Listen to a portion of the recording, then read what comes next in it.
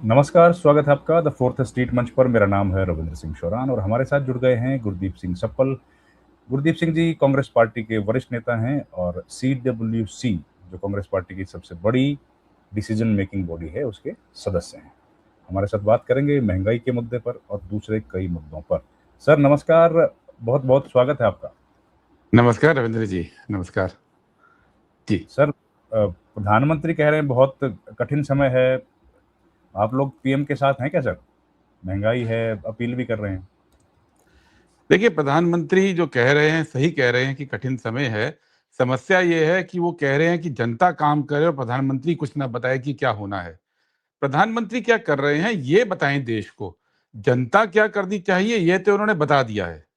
और जनता उनकी बात कितनी मानती है ये 2 दिन 3 दिन के डेटा से पता लग गया। उन्होंने कहा दुनिया को, देश को कि सोना मत खरीदो, और सोने की जो बिक्री है वो 25% बढ़ गई। लेकिन वो अलग बात है, क्योंकि प्रधानमंत्री तो पिछले कुछ साल से जो भी बोलते हैं वो जनता सुनती नहीं है उनकी, रविंद्र जी।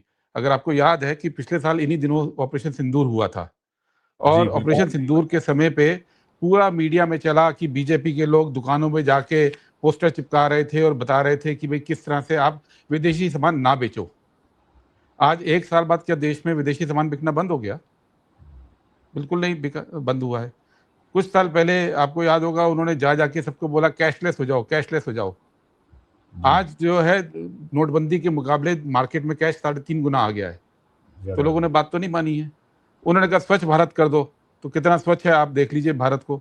तो लोग उनकी बात सुनते नहीं है। उन्होंने कहा करप्शन खत्म कर देंगे, और आज आप देखिए कि बीजेपी का कोई कार्यकर्ता, कोई एक्टिविस्ट जो है उसके आप घर देख लीजिए, उसकी संपत्ति में कितना इजाफा हुआ है पिछले 10-12 साल के अंदर, और कितना इनकम टैक्स रिटर्न वो देते हैं।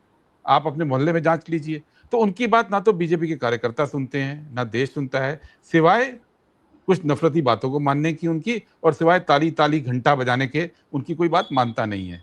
तो लेकिन वो प्रधानमंत्री हैं, उनकी जिम्मेदारी है ये बताना कि वो क्या कर रहे हैं। और दुर्भाग्य की बात यह है कि पिछले 2 महीने से युद्ध चल रहा है। जब इतना बड़ा युद्ध ऐसे इलाके में होता है जहां से कि पूरा तेल का व्यापार है, पूरा दूसरे केमिकल्स का व्यापार है, तो दुनिया में संकट तो आना है। भारत पे भी आ रहा है। लेकिन पिछले 2 महीने में प्रधानमंत्री ने जो भारत की संस्थाएं हैं उनकी कोई मीटिंग्स ही नहीं की है। आज देश को मालूम नहीं है कि सरकार क्या कर रही है। केवल ये कह के कि जनता क्या करे वो बच नहीं सकते। नहीं तो काफिला भी घटा दिया सर उन्होंने, तो 2 गाड़ियों पे आ गए। देखिए, ये वैसे ही है जैसे पिछले साल जो है पूरे देश से विदेशी सामान बैन कर रहे थे, और उसके पिछले साल पूरे देश से चाइना का सामान बैन कर रहे थे। तो ये इनके टोटके हैं 1-2 दिन मीडिया में डाइवर्शन करने के लिए। आज से 1 महीने बाद पूछेंगे हम कि बीजेपी के तमाम नेताओं के काफिले में कितनी गाड़ियां चल रही हैं। आज हम ये पूछेंगे कि ये जो पूरा ड्रामा कर रहे हैं कि मेट्रो में चलना है, बस में चलना है, जो मंत्री लोग हैं केंद्र के, भाई पूरे पार्लियामेंट के अंदर, रविंद्र जी आप तो राज्यसभा टीवी में रहे हैं, आप जानते हैं कि पूरे पार्लियामेंट की सभी गाड़ियां बहुत साल पहले ईवी व्हीकल में बदली जा चुकी हैं। बिल्कुल। वो गाड़ियां हैं, तो ये उन ईवी व्हीकल्स का यूज क्यों नहीं कर रहे हैं? ये साइकिल पे चल रहे हैं और पीछे जो है पूरे सिक्योरिटी वाले गाड़ियों में चल रहे हैं। ये मजाक, या एक जो पिक्चर आई है कि मेट्रो में चल रहे हैं और पूरा बोगी जो है वो सुरक्षित कर ली गई है, और बाकी जो है मेट्रो में बाकी जनता रहे, ये चीजें केवल दिखाने के लिए हो रही हैं। सवाल ये है कि हमने इस देश में वो दौर भी देखा है कि जब देश के वित्त मंत्री होते थे पी चिदम्बरम, तो अकेली गाड़ी में चलते थे, एक मारुति स्टीम होती थी। या उस समय जो एडवाइजर थे, पॉलिटिकल एडवाइजर सोनिया जी के, अहमद पटेल, वो एक गाड़ी में चलते थे, कोई आगे पीछे एम्बेसडर। गाड़ी नहीं होती थी। ऐसे बहुत सारे मंत्री जो हैं, चाहे जयराम रमेश रहे हों, चाहे शिंदे रहे हों, सुशील कुमार शिंदे जी रहे हों, ये तमाम मंत्री मैं गिना सकता हूं, उनके आगे पीछे कोई काफिला होता ही नहीं था, एक सिंगल गाड़ी में चलते थे। आज पूरी की पूरी मोदी सरकार जो है काफिले में चलती है। पूरे के पूरे उनके राज्यों में मंत्री हो, मुख्यमंत्री हो, बड़े बड़े काफिले में चलते हैं, और 4 दिन के लिए 2 गाड़ी दिखाकर आप जनता को बेवकूफ बनाना बंद कीजिए। इनकी पूरी पॉलिटिक्स, रविंद्र जी, वो बेवकूफ बनाने की। अभी कल एक विजुअल आया कि यूएई गए और बगल में F-16 जा रहे हैं, जी। ठीक है, और इस पर ताली बजाई जा रही है। भाई आपको किससे खतरा है? कि आपको ईरान से खतरा था? ईरान के विदेश मंत्री तो कल भारत के अंदर थे, उनका विदेश मंत्री भारत के अंदर है, और उनसे खतरा दिखाकर यूएई के हवाई जहाज जो है F-16 इनके साथ साथ चल रहे हैं। ये केवल विजुअल क्रिएट कर रहे हैं। यूएई तो भारत के प्रधानमंत्री के लिए हवाई जहाज भेज रहा है, लेकिन ईरान का जब जहाज अमेरिका ने डुबोया भारत के सीमा के बगल में, तो यही प्रधानमंत्री कुछ कर नहीं पाए। तो आप सब्सटेंस में और दिखावे में फर्क समझिए।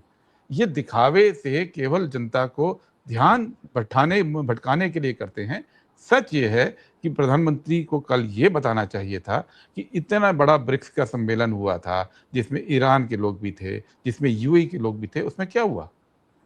कुछ नहीं हुआ, सब कोई स्टेटमेंट तक जारी नहीं हुआ है। जॉइंट तो स्टेटमेंट असल तक नहीं जगह आई। फेल हो रहे हैं और प्रोपेगेंडा जो ये करते हैं उसकी कलाई भी पब्लिक में अब खुलती जा रही है। पर सफल साहब, ये जो स्टेटमेंट नहीं आई, जॉइंट स्टेटमेंट, आपने सही बात की, ये तो एक बड़ी बात है। तो फिर इस सम्मेलन का क्या लाभ हुआ? हम लोग ब्रिक्स के अध्यक्ष हैं, इसका बेनिफिट क्या हुआ और क्या इसमें से हम लोग निकाल सकते थे? एक बड़ा अच्छा इंटरनेशनल फोरम है, अमेरिका तो इसी से डरता भी रहा है।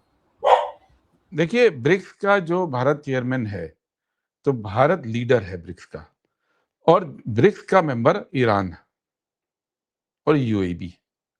लेकिन जब ये युद्ध शुरू हुआ, तो पहले ही दिन प्रधानमंत्री मोदी ने और भारत सरकार ने अपने को इजराइल और अमेरिका के पक्ष में खड़ा कर दिया और ईरान को छोड़ दिया। ये माना कि 2-3 दिन में ईरान हार जाएगा। तो ब्रिक्स का अध्यक्ष ने ब्रिक्स को कमजोर करने का काम उस वक्त किया। ये बात अभी तक बाकी ब्रिक्स के सदस्य भूले नहीं है। ब्रिक्स के बाकी सदस्यों ने युद्ध का विरोध किया था। भारत ने एक शब्द नहीं बोला ईरान के पक्ष में। तो वो जो मन में रहता है, अब ईरान और रूस कल ये भारत को सलाह दे रहे थे कि भारत जो है वो इतनी बड़ी ताकत है कि आप सभी देशों को बिठा सकते हैं। ये बात दूसरे देश मोदी जी को समझा रहे हैं, लेकिन मोदी जी ने ये ताकत समझी नहीं। वो उन्होंने समझा ही नहीं कि वो उस देश के प्रधानमंत्री हैं जिस देश की जो इज्जत, उसका सम्मान इजराइल भी करता था, ईरान भी करता था, अमेरिका भी करता था, यूएई भी करता था, रूस भी करता है, चीन भी हमारा सम्मान करता रहा। लेकिन आपने अपनी पोजीशन बदली और खुद को इजराइल और अमेरिका के पक्ष में खड़ा कर दिया। और जब युद्ध खत्म नहीं हुआ, जब ईरान उखड़ा नहीं, ईरान ने जम के मुकाबला किया, तो धीरे-धीरे अपनी पोजीशन वापस शिफ्ट करनी पड़ी। यानी ना आप उधर के रहे, ना इधर के रहे। और इस पूरी प्रक्रिया की छाप, उसकी छाया कल ब्रिक्स के सम्मेलन के अंदर थी। ब्रिक्स के सम्मेलन में भारत को स्ट्रॉन्ग स्टैंड लेना चाहिए था कि ईरान के साथ ज्यादती हो रही है। पूरी दुनिया मान रही है, अमेरिका की पब्लिक मान रही है, इजराइल के अंदर प्रदर्शन हुए, लेकिन भारत के अंदर हिम्मत नहीं हुई। और जब आप हिम्मत से स्टैंड नहीं लेते हो, तो अंतर्राष्ट्रीय जगत आपके कहने पे नहीं चलता है। अंतर्राष्ट्रीय जगत में आपको सम्मान या तो ताकत के आधार पे या नैतिकता के आधार पे मिलता है। और भारत ने मोदी जी के तहत नैतिकता का स्टैंड भी छोड़ दिया था और ताकत को तो असर्ट किया ही नहीं। पूरे पैसिफिक ओशियन पे, सॉरी इंडियन ओशियन में नेट सिक्योरिटी प्रोवाइडर हम लोग अपने को बोलते थे 2008 के बाद से। मनमोहन सिंह जी के टाइम पे ये आ गया था कि हम सुरक्षा देंगे, और आपने पाँव खींच लिए। जब आपने पाँव खींच लिए, तो फिर वो ताकत खत्म हो गई है। इसलिए कल का जो सम्मेलन है, उससे वो आउटकम नहीं निकला, क्योंकि नैतिक नैतिक आवाज नहीं थी हमारी सरकार के पास। इससे तो सर ब्रिक्स का तो पूरा पर्पस भी कहीं ना कहीं डिफीट होता दिख रहा है। देखिए, ब्रिक्स का पर्पस क्या था? ब्रिक्स इसलिए और डॉक्टर मनमोहन सिंह जी की शुरुआत थी ये, मैं आपको बिल्कुल। बताऊं। वो इसलिए थी कि अमेरिका की जो दादागिरी है पूरी दुनिया में, अमेरिका के डॉलर का जो प्रभुत्व है, वो हिला कोई नहीं पा रहा था। ये था कि अमेरिका जिस पे सैंक्शन लगा दे, वो मानना पड़ता था, क्योंकि सारी बैंकिंग व्यवस्था, सारे इंटरनेशनल ट्रांजैक्शन की जो स्विफ्ट व्यवस्था है, वो अमेरिकी कंट्रोल में थी। तो ये बात आई कि जो जो अमेरिका के मुकाबले बढ़ने वाली बड़ी महाशक्तियां हैं, जिसमें चीन है, जिसमें भारत है, जिसमें रूस है, जिसमें ब्राजील है, ठीक है, ये देश मिलकर अब इसको चुनौती देंगे। हम डॉलर के खिलाफ एक दूसरी मुद्रा को लेके अंतर्राष्ट्रीय ट्रेड के लिए शुरू करेंगे। हम अपना बैंकिंग सिस्टम बनाएंगे जिसमें कि अमेरिका के ऊपर निर्भरता ना हो, और बैंकिंग सिस्टम बना, ब्रिक्स बैंक बना। ब्रिक्स का अपना जो ट्रेडिंग पेमेंट सिस्टम है, सिप्स, जो चाइना ने इनिशिएटिव लिया था, वो बना। तो पूरा ब्रिक्स का गठन ही इसलिए हुआ था कि अमेरिका के प्रभुत्व को, अमेरिका की जो पूरा कंट्रोल है, उसको चुनौती दे सके। लेकिन मोदी जी के अंडर में भारत ने अचानक से यू टर्न लिया और आप अमेरिका के पक्ष में खड़े हो गए। उस अमेरिका के जिसके राष्ट्रपति ट्रंप हैं, उस अमेरिका के जिसके राष्ट्रपति भारत के और भारत के प्रधानमंत्री का लगातार बेइज्जत करने के बयान देते रहे हैं, उस अमेरिका के जिसके राष्ट्रपति ट्रंप है, जो भारत के नागरिकों को जंजीरों में बांध कर भेजते हैं, जो ये कहते हैं कि मेरे पास ऐसी ऐसी सीक्रेट है कि मोदी जी का करियर 5 मिनट में खत्म कर सकता हूं, लेकिन मोदी बोले नहीं।